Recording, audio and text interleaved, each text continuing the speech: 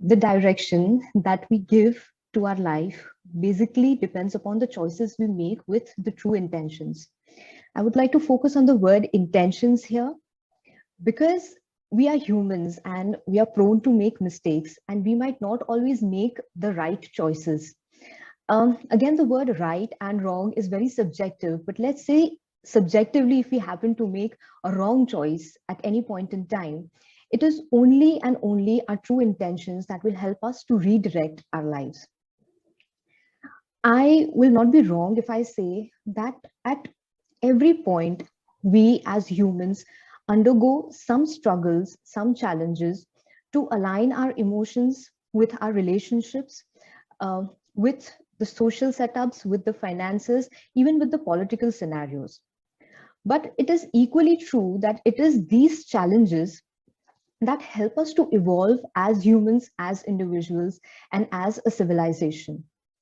I had these and many more thoughts in my mind before I decided to invite Swami Nikhileshwarananda for Hash Talks, which is also evolving as a human library podcast. Swami Nikhileshwarananda is the Adhyaksh of Rajkot branch of Ramakrishna Ashram, which is an affiliation to Ramakrishna Mission started by Swami Vivekananda for over 100 years ago. He's a chemical engineer and he also pursued post-graduation in industrial engineering. And he also did management work as a management consultant for a very brief period of time before he decided to choose a different course in life. He extensively travels across the nation and across many countries to preach the universal message of Vedanta. He associates himself in lecturing various management, educational, and industrial institutions. And the main subject, the main focus of his lectures is the subject of life, happiness, and peace. And that exactly is the focus of this podcast. I'm Nazneen Kachwala, and I warmly welcome you all to this podcast. I'm so overwhelmed to have a man of this stature, this knowledge, as my guest for this podcast.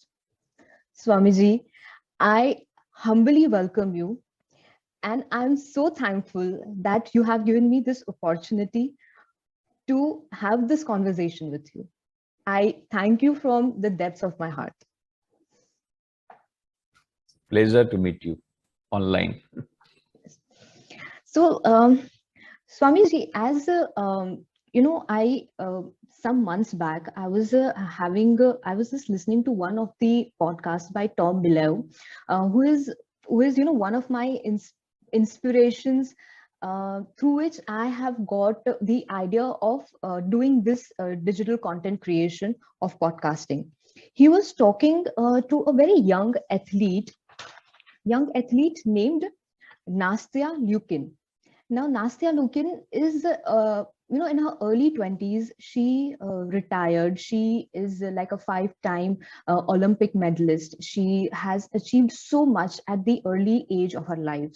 And also, I heard Lara Datta once talking when she was having a conversation with Simi Garewal. She said that she had been won the title of Miss Universe, and she had traveled across the world. She had tasted all the delicacies available, and she had had all the worldly pleasures which a normal 23-year-old would not otherwise have.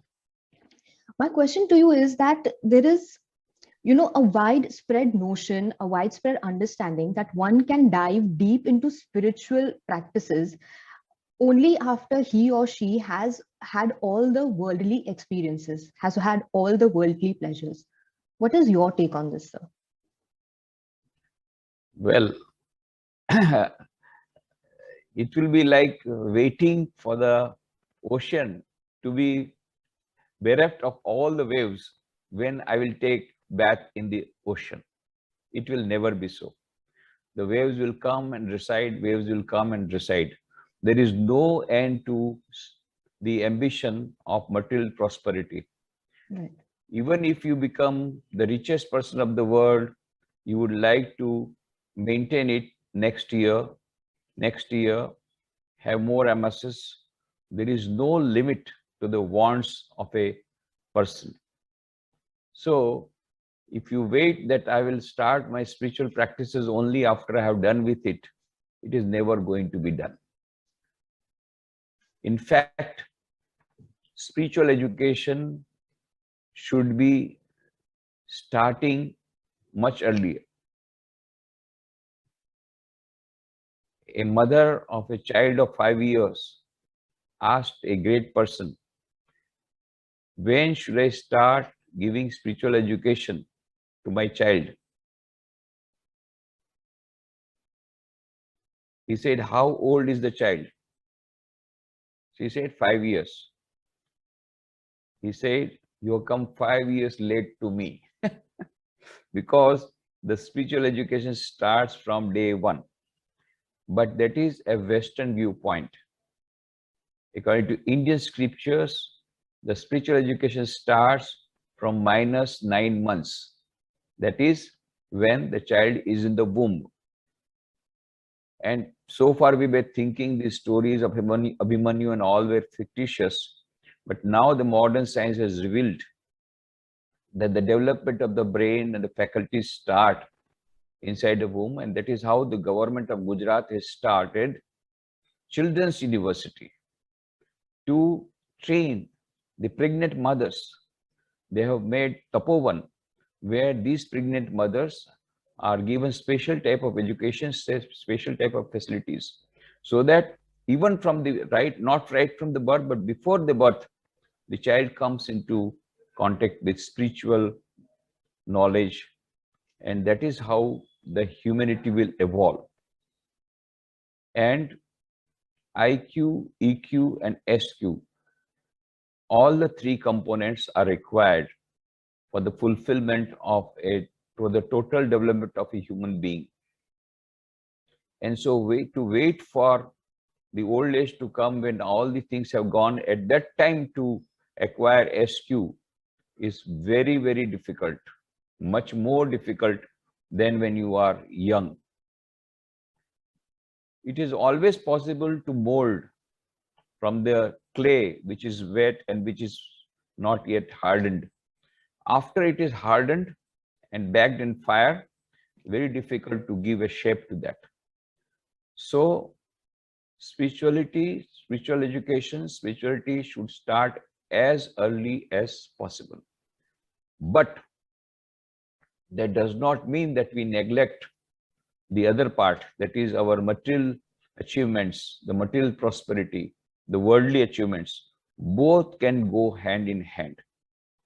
Only thing is that we have somehow wrong notion of spirituality, that spirituality and material prosperity, spirituality and worldly achievements, these are north and south pole. It is not so. Both are not contradictory, both are complementary, and not only that, they both are essential part of a spiritual life. So unless until we clarify what exactly is spirituality, we will not be able to understand this subject. What is spirituality? Spirituality is not just sitting down in meditation or only praying. See, spirituality is not going to a forest or a cave. Spirituality is a matter of inner growth, and that can be practiced in the marketplace, that can be practiced even in the malls, in the shops, in the factories, in the industries, wherever you are working, when you are working. This is a unique contribution of Swami Vivekananda. We have forgotten that message of practical Vedanta, which is already available in our scriptures in India. But somehow or the other, we give more importance to the reality which is beyond time, space, and causation. But we forgot that the same reality is immanent also. Parabrahma, Apar Brahma. Parabrahma is transcendental reality. Apar Brahma is immanent reality. So Swami Vivekananda said, we forgot to give the equal importance to immanent reality. Ishavasya sarvam yatkincha jagatyam jagat tena taktena bhunjitha ma grida kasasiddhanam. That supreme reality is permeating the whole universe.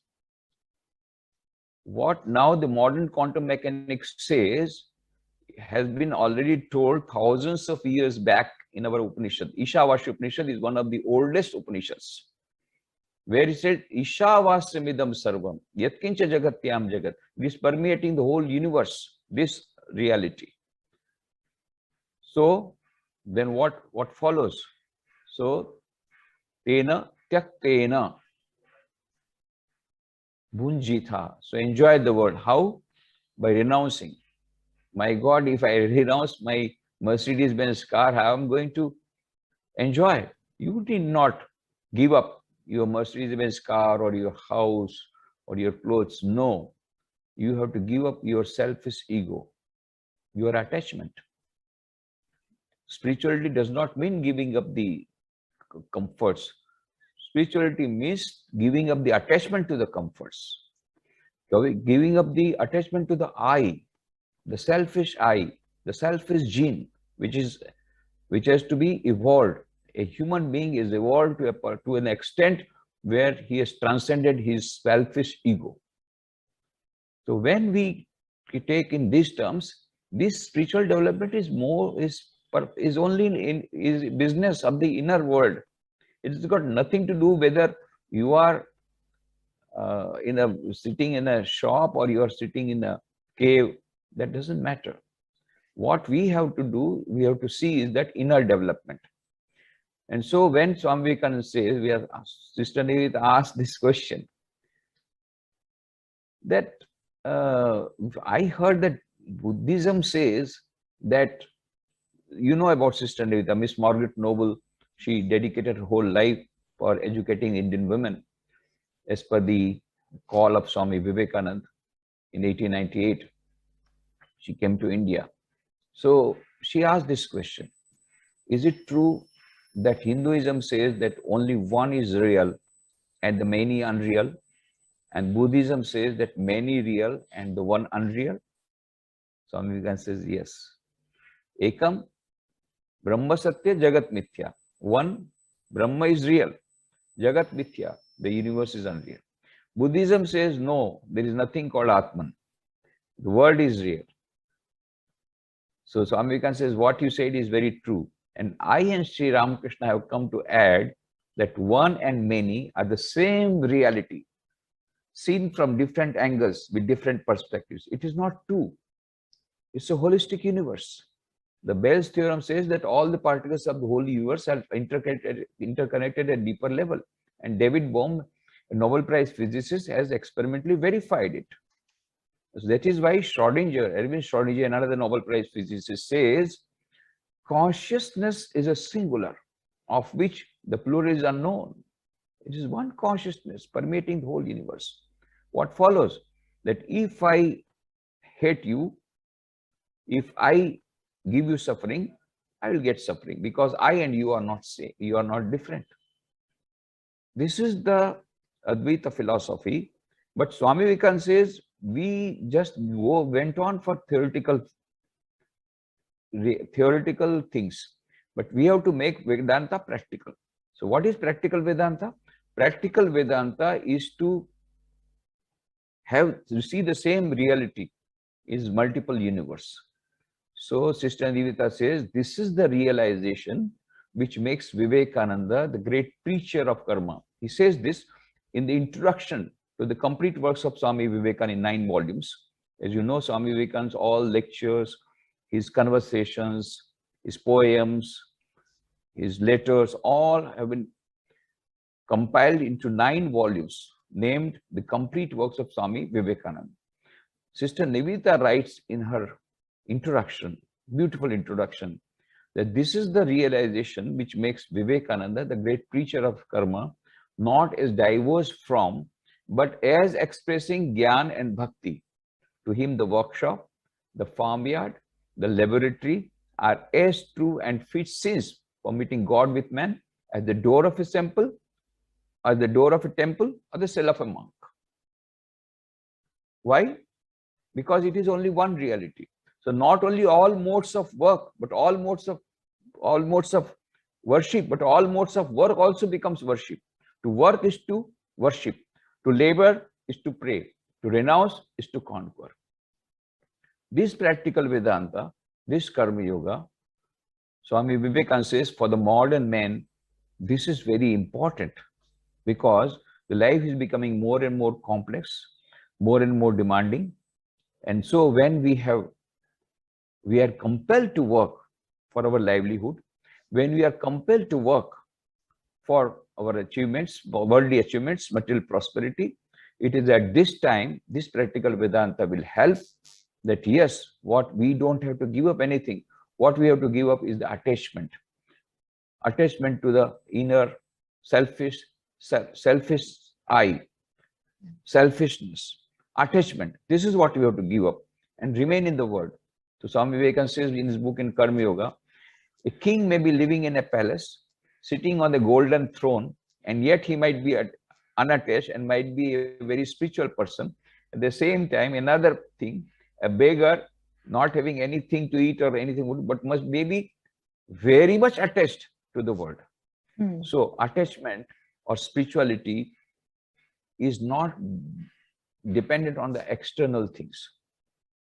So now we come to the point. It's a very vast subject, so I now come to the point with what the question that is, that material prosperity is not in contradictory to spiritual development because it's an inner thing. So that is why Dana Zohar says in her book, SQ, Spiritual Intelligence, the Ultimate Intelligence, where she says neurologically, physiologically, biologically, psychologically, from every point of view, now there is concluding evidence. There is something called SQ, which is the basis of both IQ and EQ. IQ will tell you how to play the game of life. EQ will tell you how to play the game of life under changed circumstances with changed strategies. And SQ will tell you why to play the game of life. What is the purpose of life? Why we are here on this earth? What we want to achieve so that we don't have any regrets at the time of death? The fundamental question that is going beyond the boundaries. This is IQ will tell you how to play better, but EQ will tell you how to play better under changed circumstances. But still, it is within the boundaries. How to excel within the boundaries. But SQ is like going beyond the boundaries. So this SQ will give you happiness and peace, long-term happiness and long-term peace. Not only long-term success, but long-term happiness and peace. But IQ and EQ can go a certain extent. But if you want fulfillment of life, complete fulfillment, then you have to have SQ. So IQ plus EQ plus SQ is equal to total development, total human development. That is the equation I give to the youngsters. This SQ, and Swami and Dana Zohar gives a beautiful story, just a small example. By the side of the Mexican coast was a management consultant who was sitting there, and he saw a little distance a fisherman was sleeping in his boat, and it was afternoon. So that management can say, "Hey, what are you doing? Why are you not fishing? It is still afternoon." Just in reclined mode, he said, "Sir, you saw what happened in the morning, got a big catch. I sold it. I got a lot of money, and that is enough for my today's livelihood. So my quota is over, so I am enjoying." What? Is there any quota system here? You must fish more and get more money. But what I do with the extra money? I have got enough for today. Why? You must deposit. Deposit, you never heard the word deposit. Yes, open a bank account and deposit. Then go on depositing. Then when you got enough, you purchase another boat. Then you have more fishes and more money. What I do with that money? Again, deposit. Again have another. So likewise, go on getting more and more boats, fleet of boats. Then you will become CEO of a multinational company. Then move your headquarters from Mexico to New York. Expand your business. Go all over the world and expand your business. Then Then because you will go all over the world, so naturally there will be bypass surgery, there will be blood pressure. So when the doctor says 3 bypass surgery is over now, no more, so you retire and then sell the company. Come to me. I am an investment expert from Harvard. I will tell you where to invest, how to invest, and you will get such nice income every month. You will be able to sleep nicely. I was sleeping nicely. It is you who woke me up. Right. So Dana Zohar says such a roundabout process for getting happiness and peace. She says this management expert has got more IQ. He knows how to make money, but this fisherman has got low IQ. But this fisherman has got high SQ. He knows the purpose of life is to have happiness and peace. But that management expert does not know he has got low SQ. But that does not mean we should not go for higher income. No, this is just an example. Right. We should not take example in totality. That does not mean that management consultant was wrong. We should go for more money. We should go for better career development. No doubt about it. But we must know where lies the true happiness and peace. First 50 years of life, just spoiling your health for getting wealth. Next 50 years of life, spoiling that wealth for getting health, which does not come. Right. Is not wisdom. Right. Makes a lot of sense. So that is why now how to develop SQ, that is where Swami Vivekananda says that Vedanta can help, the yogas can help, 4 yogas, Raj Yoga, Bhakti Yoga, Jnana Yoga and Karma Yoga. If we combine these 4 yogas in daily life, then we will be having higher and higher SQ. And the more SQ we have, the more we will be able to grapple with all the problems in life. All the problems will come because life means problems. Life means struggle. And when there is no struggle, there is no life. Right. A dead person hasn't got any struggle. He's dead. He hasn't got any struggle. As long as you're alive, you will have some struggle or the other. And Swami Vivekananda gives the equation. The greater the struggle, the greater is a person who comes out of it. If you want to become extraordinary, you have to undergo extraordinary struggle. If you want to become ordinary, you will be having ordinary struggle. You decide. Right. Whether you want to become ordinary, extraordinary. But you have to pay the price. Right. Maharaja Ajit Singh Ji of Khetri, Maharaj of Khetri was Swami Vivekananda's disciple. So one day he suddenly asked Maharaja, what is life? Swami Vivekananda immediately replied, my dear prince, life is nothing but the struggle of a being under the circumstances, trying to press it down. Right. That is life. That is life. Life is struggle. When there is no struggle, there is death. Even a small insect is crawling on the railway track. The railway track is such a big engine, but is inert. But the small worm trying to save itself from the jaws, from the wheels of the engine and trying to escape. Yes, it is struggling. This is life. This is the difference between life and inertness and the lively thing. Right. Living and inert. The worm is living, so it is struggling to escape from the wheels. Train doesn't have any such decision making. The engine driver knows how to do it. So that is why, coming to the main point to your question, is that material prosperity and true spirituality and true material prosperity. True means tena taktena bhunjitha magrita kasasitanam. Enjoy the world. How? By renouncing the attachment to it. And that is the seed of trusteeship management. This found trusteeship management, which now we call CSR, corporate social responsibility. Yes. It's very nice that the government made it compulsory because we had been preaching it, but nobody was taking it. Now they are taking it. Of course, they have got ways how to avoid it, but at least some percentage, some way, somehow the other, it is coming to a certain. But this trusteeship management will give them the true peace of mind. More importantly, not only for balancing the have-nots and haves. There's a big gap. For bridging that gap, this trusteeship management principle is very important. Right. But more important than that, it gives you peace of mind. That is more, that is where it is more important. John D. Rockefeller, Hmm.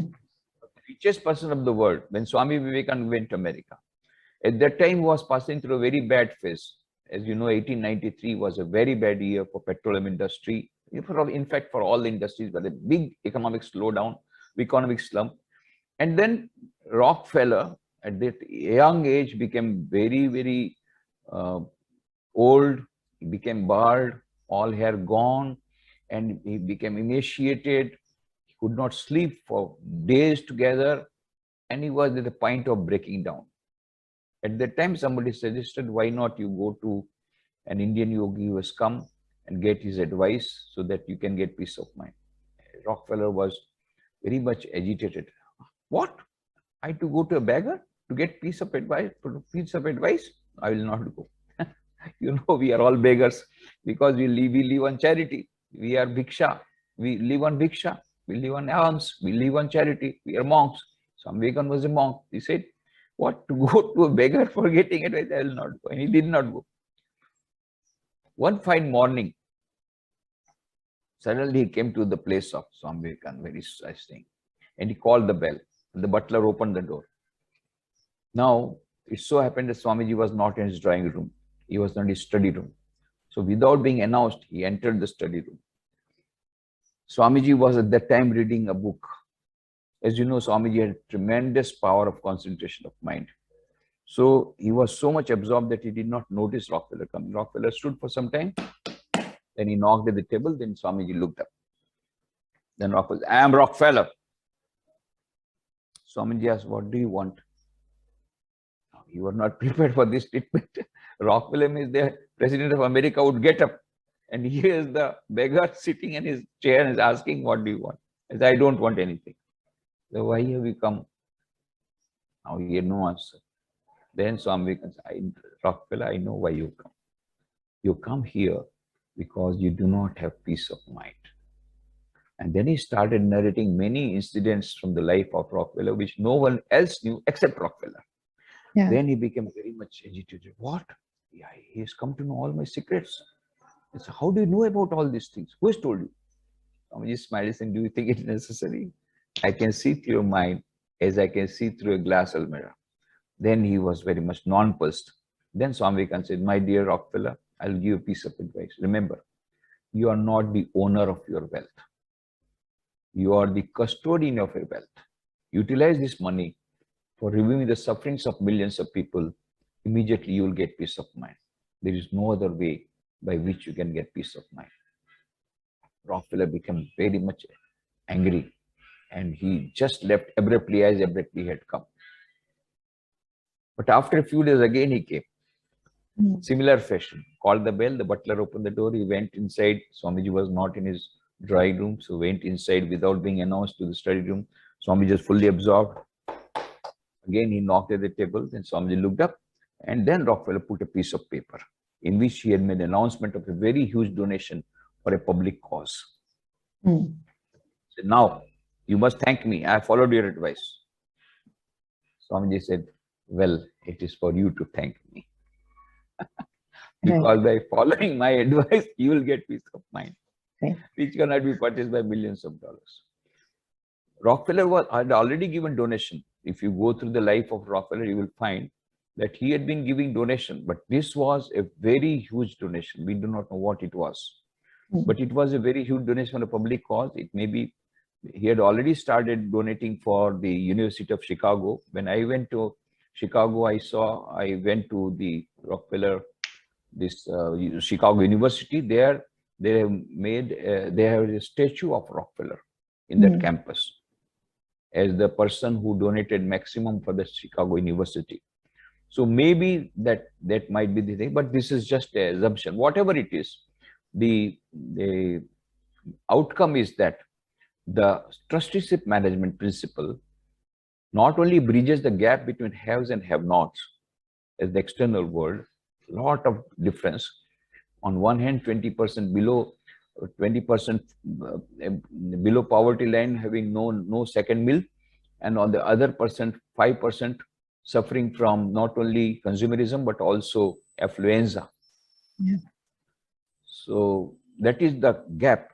So this will bridge the gap. But more importantly, the person who practices it will have peace of mind, which is very important. So many people committing suicide, but particularly among the affluent people, we can understand those who are poor, hungry, do not have food, no clothes. We can understand. The percentage of suicide in them is less. Yeah. But percentage of suicide in the so-called developed countries is more. So what does it mean? H is not directly proportional to M, which we thought. H is directly proportional to M, where H is equal to happiness and M is equal to money. More money, more happiness. This every youngster has got this equation in mind. Money, money, money. सबसे बड़ा रुपया बाबा, सबसे बड़ा रुपया. But had it been so, then so many suicides would not be happening. So many cases of schizophrenia would not be happening in the so-called developed countries. But whatever it is, what we want is material prosperity, but not at the cost of happiness and peace. We must remember. We must give priority to happiness and peace, and at the same time, we must give priority to money. Both are complementary to each other. It is not that just by becoming a beggar, you will become happy. No. Right. And it is not also that just because you have got a Dunlop pillow, you will be able to get sleep. No. That is no guarantee. Mental peace is more important. And so spiritual development and material prosperity can go hand in hand. Now, this is because all your questions are with that will come, I know. Basically, this matter has to be understood properly. Then other concepts will become clear. Correct. Right. Swamiji, as you were talking, you said that when one person, when he is molded, after that it becomes very difficult to, remold him and for him to get into the spiritual practices. You mentioned earlier when you started explaining this whole concept. I want to ask that to be a spiritual person, is it necessary for someone to believe in God? Can an atheist be spiritual? Not at all. Not at all. Dana Zohar very rightly said that development of SQ has got nothing to do with religion. One may be very religious person and still having very low SQ. Another person may be having high SQ and yet may not be believing in a religion or God. These two are not dependent on each other. In fact, sometimes we find the reverse thing. Those who have got high SQ, they do not believe in God, but they believe in charity, they believe in helping others, they believe seeing God in others, and they are very helpful to others. At the same time, Swami Vivekananda gives the extreme statement. No saint has given such an extreme statement. What he says, that a person, even if a person has not read any religious book on the earth, even if he has not visited any temple, church, or a mosque, or any gurudwara in his whole life, and if he has not had any sort of religious sentiment in him, but if the simple power of good actions has brought him to the point where he is ready to sacrifice his life for serving the others, he is the most spiritual person in the world. Most spiritual. So this is the extreme. That does not mean we should not believe in God. That does not mean we should not believe in scriptures. No, if it helps you to develop spirituality, well and good, very nice. But you see, that does not mean that we should go out to the malls rather than going to temples. I am not advocating that. Correct. What I mean to say is that atmosphere is also very important. Then why do you build temples? Why do you go to temples? Because that helps us. That spiritual atmosphere helps us to develop that spirituality inside. But if it does not have any change in your inner conscience, then it is of no use. Sometimes your ego is puffed up. Oh, I made so much charity. Or I went so many times to the temple. I am better than you. You are not going to temple or a mosque or a church. If that feeling of superiority comes, the ego comes, spirituality is gone. Because selfish ego is the main obstacle, stumbling block for achieving our inner growth. So that is why we have to be very, very clear what is real spirituality. That is number one. And then we have to be, once we are clear about it, then this confusion that just because somebody is going to God, going to temple, he may have a higher spirituality or higher SQ. No, not necessarily so. There is a little more possibility. A person who is going to a mall or spending his time in mall, and another person is spending his time in temple, the second person will have a better chance of developing SQ. There is no doubt about it, but not necessarily so, because Okay. it is a question of inner development. Right. So attitude is what counts. The attitude is what counts. Your Right. your urge, that is what counts. Swamiji, in my introduction, I said that, defining what is right and what is wrong is very subjective. Now, how does an individual decide that he or she is in the right direction? Because what is right for me might not be right for the other person. So, how can somebody be decisive and decisive in a way that he is working for an overall good? Yeah. So now the thing is that this right and wrong, who will decide that? You must remember again the fundamental point. A decision is right if it takes you to your goal. A decision is wrong if it takes you away from your goal. So the first important thing is, where do you want to reach? Where do you want to go? Supposing you take a very nice decision, okay, I want to go someplace, I want to go travel, then best possible car I take, best possible road I take, having minimum of stumbling blocks, minimum of road breakers, there more of facilities on that road. You can go high speed, no speed breakers, and also beautiful road. You took a very right decision, but you went to the opposite direction. Right. So you thought you had taken a very right decision from all points of view, but the real point you missed. The driver was not informed where do you want to go. So he went the best possible road there, and in the quickest time you reached also, but you reached the wrong place because you went in the wrong direction. So the decision was wrong ultimately. Why? Because you did not reach the goal. So the first thing that you have to define is, where do you want to reach? Any decision, whether right or wrong, will depend upon whether it is taking you to your goal. Unfortunately, most of the people do not have any goal also in life. They do not know where they want to go, what they want to achieve in life. It is going just like flock of sheep.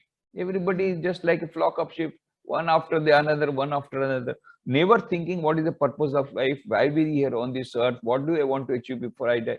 No, nobody. I asked so many youngsters. He said, "वो इतना सोचने का time कहाँ है? मरने के समय सोचेंगे, पर उसके बाद में it is too late. After death, you can't think anything." But Swamiji, goals also evolve, right? So if I have a goal today, my goal will definitely evolve after some point in time. Surely. Now you see, there are three types of goals. Yeah. One is a short-term goal, one is a long-term goal, third is the ultimate goal. Ultimate goal for every human being is to reach a state where you reach the ultimate. That is nothing more to be achieved. Infinite knowledge, infinite bliss, infinite existence. If you reach that stage, that is the ultimate stage. That everybody has to reach, every human being. And every human being has got that special prerogative of reaching to that stage. This is why Dr. Einstein says in his book, The World as I See It, that the true value of a human being is determined primarily by the measure and the sense in which he is attained to liberation from the self. The true value of a human being is dependent on on how much he has evolved to that extent. The true value of a human being is determined primarily by the measure and the sense in which he has attained to liberation from the self. The World as I See It, very small book by Dr. Einstein. So that is why, and also this is a special prerogative of every human being. Out of 86,000, out of um, 84 lakhs of species, 84 lakhs, 8.4 million species. Only human beings can have spiritual development. This is the old Indian scripture said. But the modern science is no. Modern science is no. There are 12.5 million species, 125 lakhs of species. Difference is not much. But they also say, Danazor also says that IQ is available with all the species, including the computers. EQ is available only with a few species, but SQ is available only with the human beings. Human beings have got a special prerogative of knowing your own self. So you can go beyond. A human being can transcend himself and perceive himself in the act of perception. You can go beyond the limitations, go beyond all the limitations and perceive yourself in the act of perception. If that is a human being, has got the special prerogative of a human being. Now we are not, at present, we are not making use of that special prerogative. What we are doing is, the animals are eating, we are also eating. The animals are sleeping, we are also sleeping. Animals are having mating, we are also mating. And then they are dying, we are dying. That's all. Absolutely no difference. We are living animal life at present. Most of the human beings. We have never thought that how different we are. Ahar nidra bhay menthunancha samanametat pashubi naranam dharmo hi tesham adhiko visheshah dharmena hina pashubi samana. Without this spiritual knowledge, there is absolutely no difference between human beings and animals. However evolved you may think yourself, a little more better food, that's all. An animal may not be going to a Pizza Hut, that's all. Yeah. But after all, it's only eating, drinking, and sleeping and dying. A little better and better animal. An animal with 2 legs. So that is why they are important. Yeah. What was your point? What I was trying to that one? That is special prerogative of a human being is to go beyond. Yeah. So this the is goals. what. If my goals evolve, that is the goal of a human being. The ultimate goal of a human being is to go beyond all the boundaries, and that is a special prerogative of human beings. Yeah. So that is Teilhard Chardin also says, he asked his book, The Phenomenon of Man. He was a botanist, but he was a Christian father, but his books were not being allowed to publish, but posthumously they have been published. One of the books is The Phenomenon of Man. What is the difference between a man and animal? Somebody say intelligence. He said not necessarily so. Yeah, because you hide your milk, you are hiding your milk in a kitchen and the cat takes it away. So next day you hide your milk in some other corner and the cat takes it away. So who is more intelligent? Yeah. So then what is the difference between man and animal? Then he says, very beautiful, he says, while a man knows what he knows, an animal does not know what it knows. A man knows what he knows, but animal does not know what it knows. And man can know himself. Who am I and what I want to achieve? But animal does not do about it. That my purpose of life is to evolve to a certain extent that I am not affected by the external situation. This type, and I have to reach a point where I get infinite existence, infinite knowledge, infinite this. This type of thought can come only to human beings. This is a special prerogative of human beings. Right. The awareness, the state of awareness that we have. State of awareness. Yes. Swamiji, do you believe that a person who is more intelligent or a person who has more knowledge is the one who suffers the most? Very nice question. The thing is that our nerves become more and more, the more we intelligent, the more evolved we are. Our nerves become more and more sensitive, you know. That's why you feel that. Supposing there is a savage who is not learned, or he is living in the forest, or he is just not a learned person. If you give him some scolding, he doesn't mind. He pockets that insult very easily. But a person, supposing he is a graduate, he will feel bad. If he's a postgraduate, he will feel much more. If he's a doctor, PhD, then for 10 days he will not have sleep. This is what he told about me. What? He told about me. So his ego is more puffed up, number one.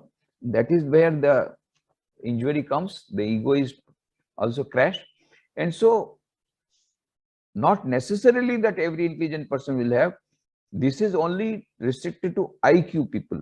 But Yeah. those who have got EQ and Hmm. SQ, they will be able to absorb that shock very easily, Hmm. relatively. But Hmm. those who are only going for IQ will have what you are saying, will feel it more Hmm. than the persons. So Okay. the idea is not to go to the animal level where we are not affected by the things. There is a level where you are animal, you are not affected. There is a level Hmm. you are affected, that is human being. But when you become superhuman, then Hmm. again you become not, you are not affected. You are like a Sthita Pragya. Hmm. You Hmm. are so much evolved that these small things do not matter to you. Hmm. Just talking of evolving and talking of being not affected by any external means. Uh, so we undergo so much. We are affected by so many emotions that we face in our regular life.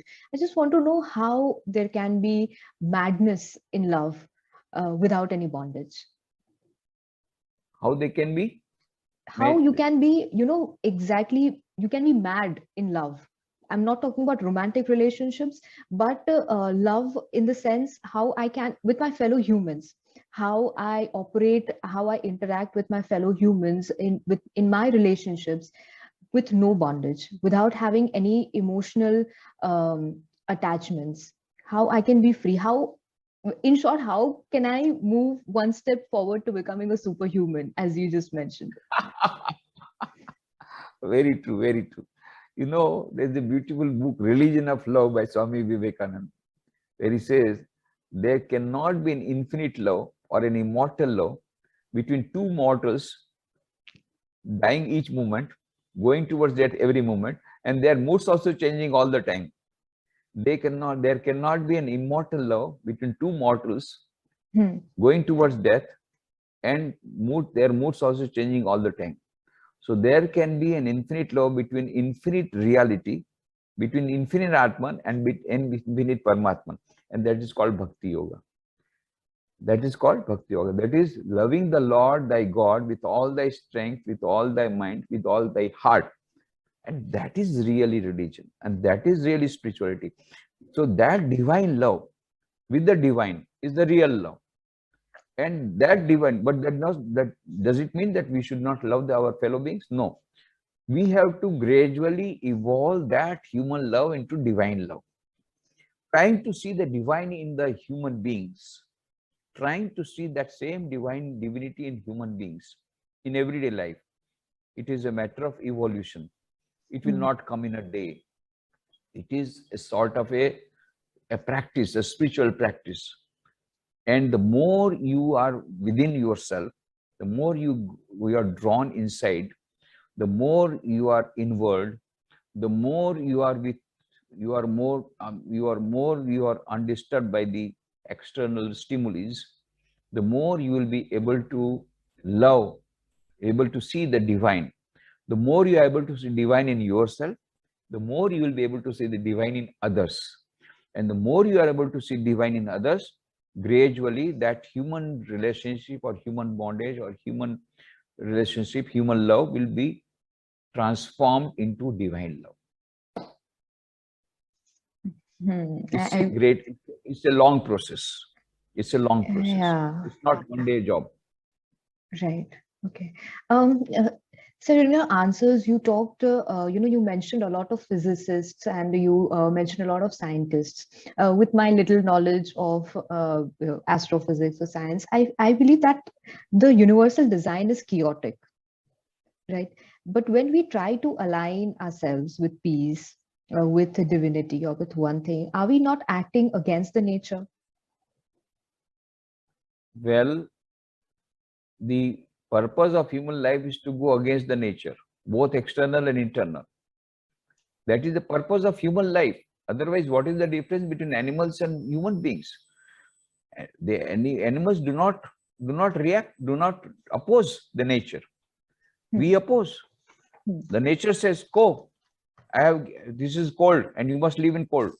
Human beings says, "No, I will invent an air conditioner.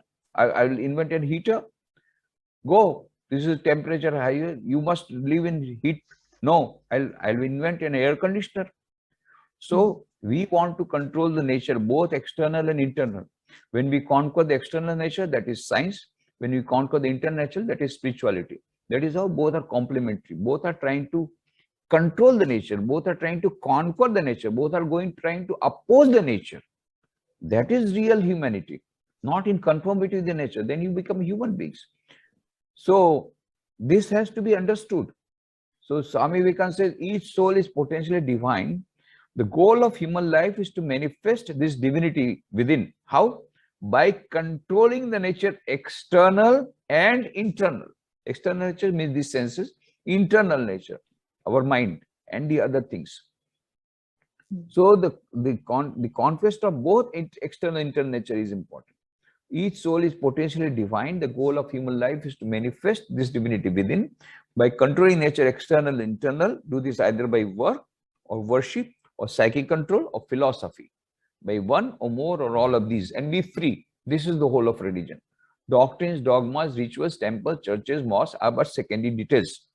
Not that they are not important, but they are secondary. The primary is how much you have manifested your divinity within. That's the thing. That is real spirituality. And what is better, Swamiji? Like, working for our own liberation or working for the liberation of others? Well, beautiful question. So here, those who are who are only going for their own liberation are selfish people to a certain extent. And those who are going for liberating others have missed the goal. Right. So what is required is combination of both. So Swami Vivekananda gave a beautiful equation, a beautiful mandate. What is the mandate? Atmano mokshartham jagadhitaya cha. And all the followers of Ramakrishna Mission, Ramakrishna order, whether they are monk or monastics or lay people, the idea is Atmano mokshartham jagadhitaya cha. So anybody who wants to become a monk, they come and they say, my idea is Atmano mokshartham. I said, go away. Go to Himalaya. There are so many hermits, not place for you. Some people come to me, I want to serve society. I said, go to Vivekananda Kendra or so many other organizations there doing social service. But if you want to realize the self, Atmano mokshartham, while serving the human beings, irrespective of caste, creed, color, religion, nationality, looking upon them as divine. So we are not doing any social service, Ramakrishna Mission. What we are trying to do, we are trying to perform our spiritual practices. So spiritual practices consist of Raj Yoga, Bhakti Yoga, Jnana Yoga, and most important for the modern age, Karma Yoga, that is serving others. So service to others is not in contradiction with the self-realization. You have to understand that. So when I am serving others, but of course the attitude is important. When I am serving others, I'm trying to help others, just throwing a coin to a beggar. That is not service. But looking upon every beggar also, even any person who are serving, as the manifestation of the same divinity. So Swami Vivekananda says, you heard the mantras, Matru Devo Bhava, Pitru Devo Bhava, Acharya Devo Bhava, Atithi Devo Bhava. I am giving you some additional mantras for the modern age. What are that? Daridra Devo Bhava, Rogi Devo Bhava. There is God within human beings, within the poor also. There is God within the sick people. So we are not trying to serve the sick people.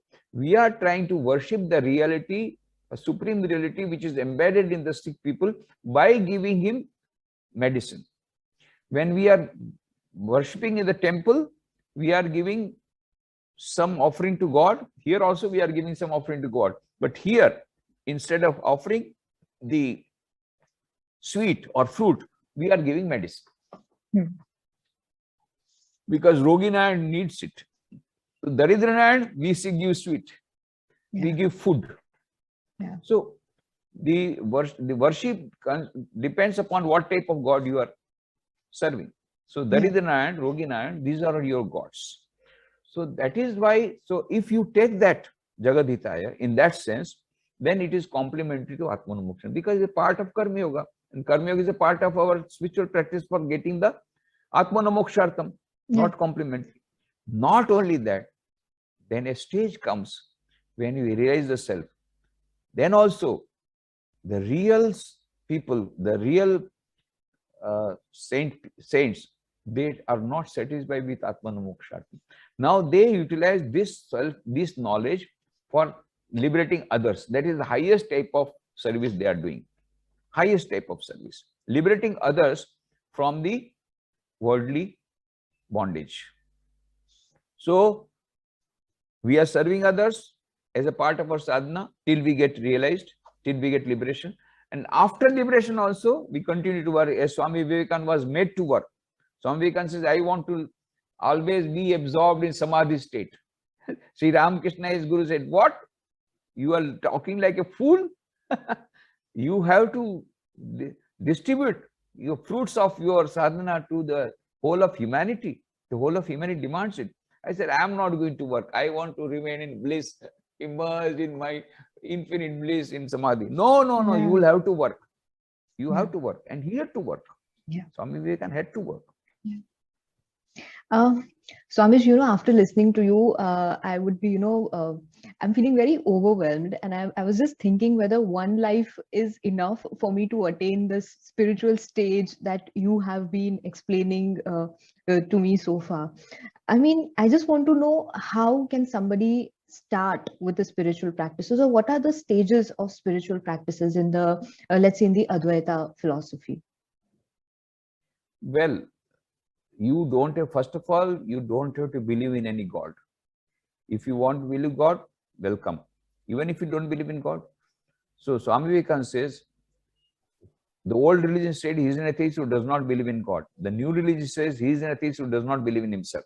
So believe in yourself. Inner yourself. There is an infinite reality within. And there is an infinite power embedded inside. It is there already, but it has to be manifested. The divinity has to be manifested. What is the proof? What is the proof that there is Atma? The Kathopanishad says, Esha sarveshu bhuteshu gudo atma na prakashate drishyate tvagraya buddhya sukshmaya sukshmadarshibi. Inside every human being, there is a center of consciousness called Atman, having infinite power. But it is hidden. When it is hidden, how do I believe? Because it's not visible. What is the document evidence? Drishyate. Some people have seen it. Some people have felt it. Some people have realized it. Who have realized? Drishyate tvagraya buddhya sukshmaya sukshmadarshibi. Those who have got fine intellect, display different type of intellect. SQ, they have realized it. That is the proof. You also can do it. This is what Sri Ramakrishna told. Some can say, I don't believe in God. Have you seen God? He used to ask everybody. Nobody could reply. But Sri Ramakrishna says, yes, I have seen God. I am seeing him more intensely than I am seeing you. You also can see him. But you have to come to the laboratory of spiritual practices. And Swami Vivekananda accepted it. He accepted that challenge. And then he had that realization in the Kashipur garden house. He was hardly 25 years at that time when he had the realization of the supreme reality permitting the whole world. He had the samadhi, lyrical samadhi in Kashipur garden. And because he had the realization, he had the realization of the supreme reality. That is why he could declare in the parliament of words religions the words of the shloka from the Shveta Upanishad.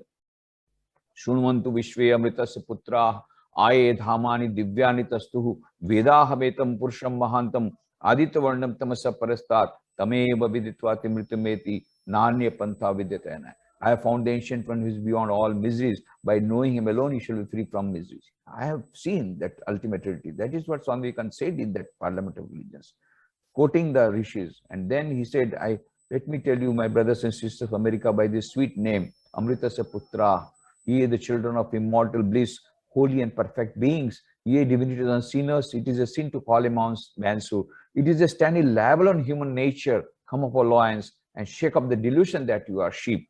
Your soul's immortal, spirit's free. blessed and eternal. You're not matter, you're not bodies. Matter is a servant, not ye the servant of matter.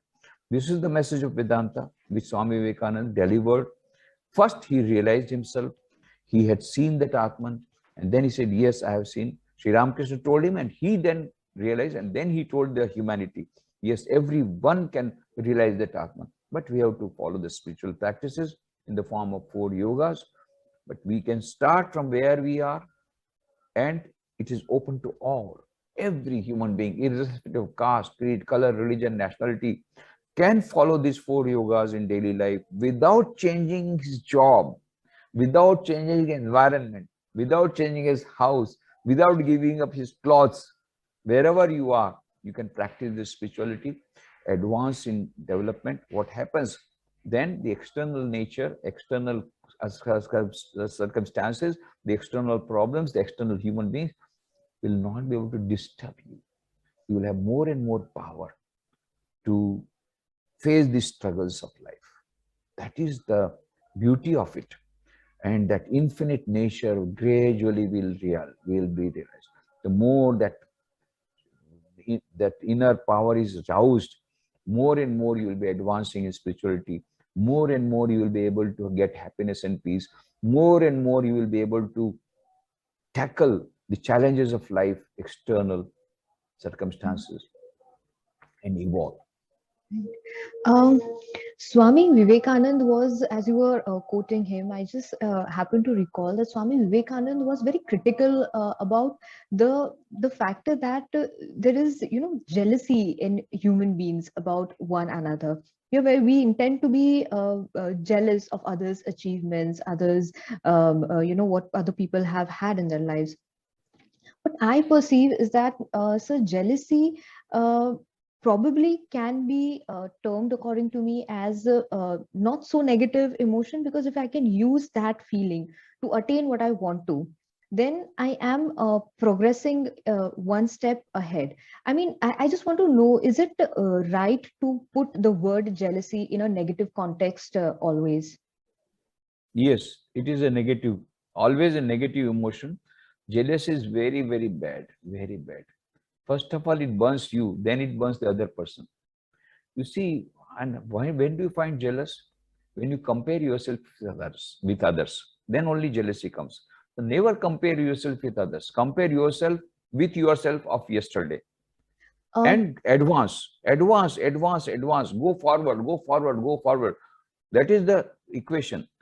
Are you better than yesterday? That is more important than comparing self and how to pull the leg of that person and how to backbite and all those negative things after comes. Your happiness is gone. Then you become more and more negative. The negative emotions come. So all these things come. So jealousy has always to be, but jealousy comes of itself. That's the problem. The problem is that it comes without invitation. So what is to be done? How to tackle the jealousy? So number one, don't compare yourself with others. Compare yourself with yourself of yesterday and evolve. And when these feelings come, do not let it overpower you. He said, he may be right in his own place. He is great in his own way. I am great on my own way. Every person is great in his or her own way. Every person is unique. Every person has a unique thumb, and every person has got unique abilities. No use comparing yourself with others. That person may be cooking very much better than you, but you are playing much better than her. So never compare. Everybody is unique. Unique eye has to be evolved. But Swamiji, what about competitiveness in that case? Because if I see one person who I feel that, okay, he or she has got particular strengths and skills, which even I want to develop, and I can learn from that person, and then maybe I can compete with him. Okay, jealousy could be a negative term. It could be, because that is a general perception. No, But healthy competition is good. Healthy competition is good, no doubt. But the unhealthy competition should be avoided. Unhealthy competition, when the jealousy is there, is unhealthy competition. Healthy competition is when we get inspiration from the other example. If you are inspired by somebody who is going forward, it's always better. You see, you must learn from others, and you must take inspiration from others' lives. Oh, he has achieved, she has gone to Mount Everest with 1 lakh. At least I Yeah. can go to with Mount Everest with 2 lakhs. If Yeah. Arunima Sinha can go with 1 lakh to Mount Everest, Yeah. I can go to Mount Everest with 2 lakhs. That type of inspiration, if you derive, that's good. Hmm. That's very good. But Hmm.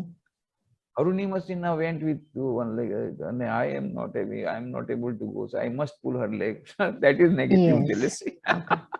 Yes, I get it. I get your point. Um, so going forward, like we have talked a lot about bondages and about working for our liberation, working for others' liberation, and working in combination of both. Taking this forward, I want to ask: is it okay to have expectations from others? And if you say that you have self faith and self belief, and it is not okay to expect from others, then how far is it okay to fulfill other people's expectations? So the question is both way. If I cannot expect, then how can somebody expect from me? Yes, very true. Very good question. First of all, always remember, expectation will always bring misery. Always. When you expect somebody to do something and it doesn't happen, you feel misery. You feel frustrated and you feel dragged out, completely dried out. So that is why Bhagavad Gita says, Karmani vadikaraste ma phaleshu kadachana ma karmphal heturbu mate sangosto karmani. Do your best, but leave the rest to God. Leave the rest to the reality. Do your best. Your prerogative is to do work in the best possible manner. Do it. Now, accept whatever comes. Try to do the best. Try to expect the best. Be prepared for the worst. That is the mental attitude that will save you. So similarly, now we are talking about in the same way, when we are talking about expectation from others, Yeah. do not expect from others. If you expect a particular type of reaction from the others, and if you don't get it, then you will feel. So as I told you, expectation will always bring misery. So never expect. Do your best and leave the rest. Now you are talking about is that when others expect from me something, whether I should do or not, you try to do again your best and leave the rest. You will never be able to you will be never be able to satisfy the others. Your whole life will go, but you will not be able to satisfy others because there is unlimited expectation in everybody. So, but whatever you feel comfortable, you try to do your best possible way. We should always see what about others' comfort.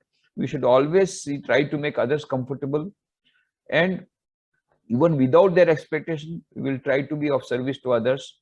But at the same time, we must understand that it is not possible to please all the people. We must understand that.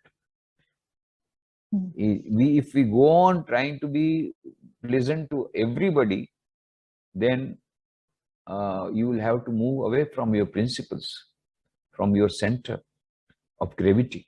Maintain your center of gravity, maintain your dignity, maintain your this equal-mindedness. At the same time, try to be of service to others as much as possible. Yeah. Swamiji, before this, you were mentioning something about expectations in relationships. Can you tell a little bit more on that? Because here we are talking about, we cannot satisfy everybody, but that one person, is it necessary that I mean, of course, we would, when some person is in a partnership, you need to satisfy each other's expectations. But then, how far can one go? I mean, this is a very subjective question. But then you were saying something. If you could just elaborate a little As I more on told this. you, if you analyze what happens is that in I was just comparing that you see what happens when it is arranged marriage. It is understood you will have to do a lot of adjustment. You don't know the other person. Suddenly your parents have decided because he's from the same community, this or that. So both husband and wife, they know that we will have to make a lot of adjustments. They are not expecting the ideal situation. They are ready for that. I will have to make a lot of adjustment. I know it. So that is why the expectation being at the low stage, when it is not fulfilled, it does not give you misery, because you are already prepared to meet with that adversity or that eventuality. But in love marriage, what happens? You want 100% expectation fulfilled in the other person. And in the beginning, because of the romance and all that, you just try to, you just come across the only goodness of others. Mm. And then gradually you find out, no, the other defects are also there, and then try to see more and more defects. So that, because the expectation level too much, you expected कि मेरी पत्नी एकदम चंद्रमुखी रहेगी, तो कई एक आदमी ने कहा मैंने शादी किया उसके पहले तो चंद्रमुखी थी, शादी के बाद वो सूर्यमुखी हो गई, और अभी तो ज्वालामुखी हो गई, मैं कैसे घर में रहूं? सो पहले उसको लगता था वो चंद्रमुखी है, फिर बाद में लगा सूर्यमुखी है, बाद में अभी ज्वालामुखी है. तो एक्सपेक्टेशन के कारण ही हो रहा है. This is because of expectation. He was expecting that that girl will always be Chandramukhi. Yeah. She has also got her own, she must be angry because maybe you are drunkard, or maybe you got some gambling or something like that. So she has become Surimukhi. She might have got her own point. But we are not now discussing about the justification of being Suryamukhi or not Suryamukhi, or being drunkard, this, that. No. What I'm saying is the principle is this, that the more the expectation, more will be the misery when the expectations are not fulfilled. Right. So let us try to be practical in our life. We will have to make a lot of adjustments. So one girl told me that I am not getting proper husband. I said, the type of husband that you want is not yet born. How will you get it? And she was very much perturbed. What? Why God? I said, he is not yet born, because you have got 1 million qualities. And they are all they are not complementary qualities. They are opposite qualities. You want the person to be an achiever, at the same time you want that he should be a yes man to you. Yeah. When you write down all the qualities, write down. I tell, first of all, you write down what are the qualities you are looking for in your husband. Then she writes down, and I show her. You see, these are all not complementary. They are opposite. All these opposite qualities वाला ऐसा आदमी तुमको जन्म ही नहीं लिया, तो मिलेगा कैसे? If at all he is born, he will not select you, because he has also got another list of 1,000 qualities. Right. So we must remember, life is a compromise. Life is an adjustment. There is never an ideal husband. There is never an ideal wife. There is never an ideal child. There is never an ideal parent. We are all human beings full of defects, but trying to go towards perfection in our own way. And in the process, we are meeting a lot of errors. Let us try to work out those errors, and let us try to be a little more liberal in forgiving the errors of others. At the same time, try to become more and more perfect. That's a beautiful answer, Swamiji. And Swamiji, as we're coming towards the end of this podcast recording, I want to ask you, is there an act of kindness that you have experienced which you can never forget? You see, normally we avoid the personal questions, or we talking about our personal things. Being monks, we try to avoid that. But anyway, I will give you a reply in an indirect way, which you will understand. You see, Swami Vivekananda says in his book on Karma Yoga that the kindness of giving food is very nice. The charity of giving food. Food means all. Food, clothes, material things is good. That is the first category. Better still is to give education, knowledge. Because, as they say, rather than giving a fish, giving a fishing rod and the knowledge how to do fishing, so he will become self-dependent.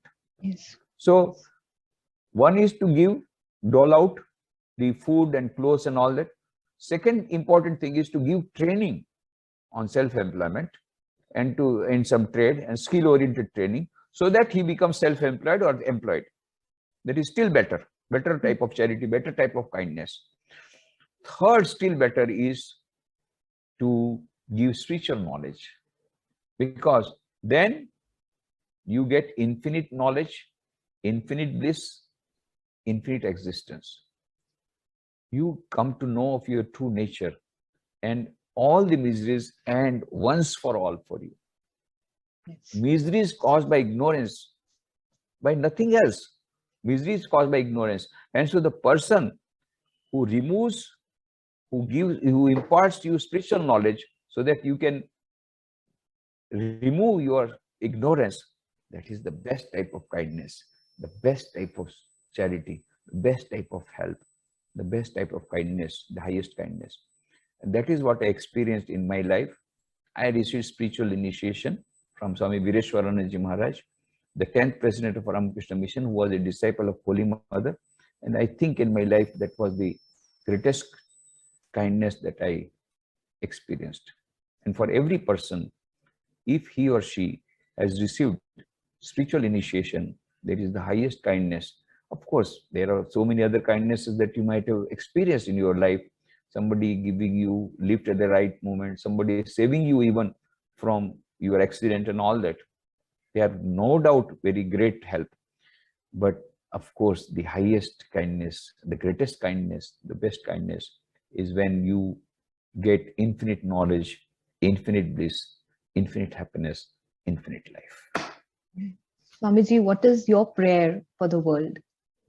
Yeah, we always pray. Swami Vivekananda says in his book, Raj Yoga, that at long last you will understand that the best way to become happy is to see that others are happy. And the best way to get peace of mind is to pray for others' peace of mind. And so he used to advocate, before you start your spiritual practices, you must recite a prayer. This is a prayer which is being recited by millions of people from thousands of years in our country. What is the prayer? Sarve bhavantu sukhina, sarve santu niramaya, sarve bhadrani pashyantu, ma kashid dukha bhag bhavet.